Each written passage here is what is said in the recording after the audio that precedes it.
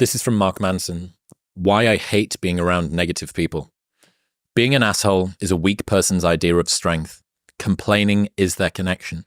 Never let yourself be held back by other people's fears. People criticize what they were afraid to do themselves because bold action reminds them of their own inaction. If you're afraid to be criticized, why do you care about the opinions of those who are too timid to do it themselves? If you are the criticizer, does tearing down someone who has the courage you lack make you better?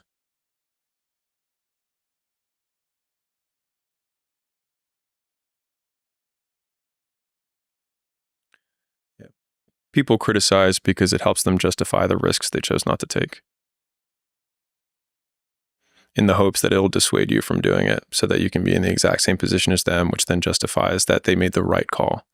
This happened when I stopped drinking. It was now going low and no on alcohol is kind of in vogue and super duper common. But as a club promoter in 2015, 2016, that was pretty rare. And I think a lot of the pushback that I got from the people around me, some of the people around me, was your behavior is throwing my behavior into sharp contrast. And, this is the lonely chapter, right? This is why the movement away from your existing friend group. This is Neo, you've already been down that road. You know where it leads. You know you don't want to go there. It's all of those things. But because, at least for me, I always have such inherent uncertainty of my own opinions and such a sense that everybody else is balanced and actually knows what they're doing, that I give undue weight to the criticisms of others. Oh, maybe they are right. Maybe it is stupid for me to stop drinking. Maybe this does make me boring.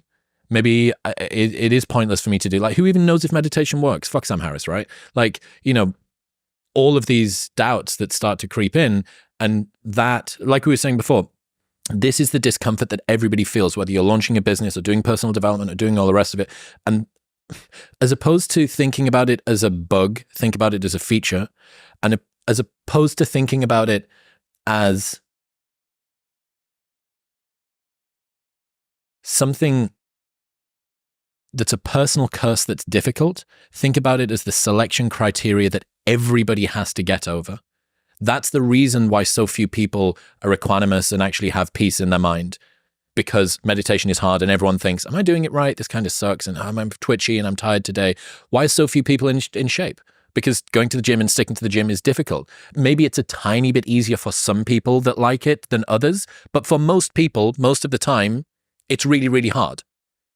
Thinking about the challenges that you need to face is just a selection criteria. The cost of doing business, right? This is just the cost of doing business, and I need to pay it.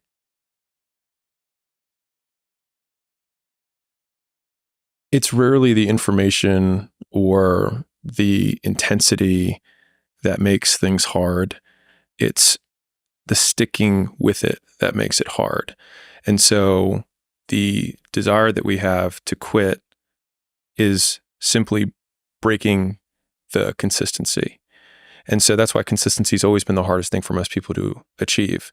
But the intensity of what you have to do to be successful is much lower than most people expect. Mm-hmm. And so oftentimes they suffer significantly more in a short period of time than is required to be successful over a much longer period of time with a much lower intensity. And so it's just like if you walk for 5 minutes a day, you're going to get, 50% of the health benefits, probably more than that, I'm sure, of just even exercising. You add 10 years to your life if you walked 5 or 10 minutes a day. And the path of personal development is befriending uncertainty. And so I obviously sit from the entrepreneurial perspective, but almost all decisions that you make in the beginning, you have incomplete data and you have to make decisions anyways. And so it's growing comfortable with taking your best bad guess and being directionally correct rather than searching for a perfect answer, because a perfect answer assumes perfect information, which you can only have after you begin.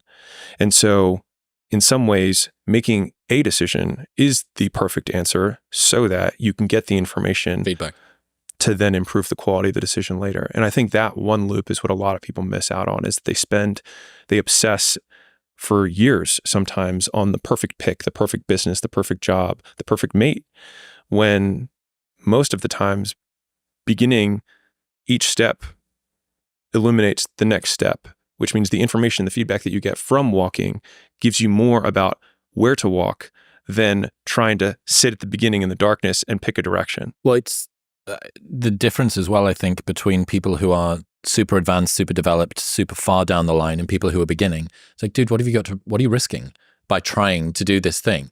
For you, it's fine for you to spend 18 months negotiating with Sam on the school deal. Yeah. But if you are yet to do any business, that's probably not necessarily the right way to go about things.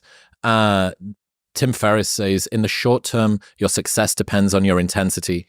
In the long term, your success depends on your consistency. Do not sacrifice the latter for the former. What's wild about the fear that people have when they're starting out is that they say things like, I have nothing going for me. I have no advantages. I have nothing to my name. I have no money. I have no network. I have no resources. But using Rory Sutherland's reframing, it also means that you have nothing to lose, which makes you incredibly dangerous. And I think people wildly underestimate how many shots on goal you can take when you have nothing to lose. Whereas when someone has something to lose, they have to be more and more selective about the shots they take.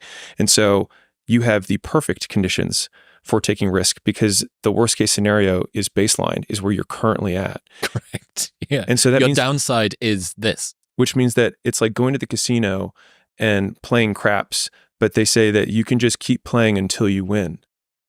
But people are afraid to roll.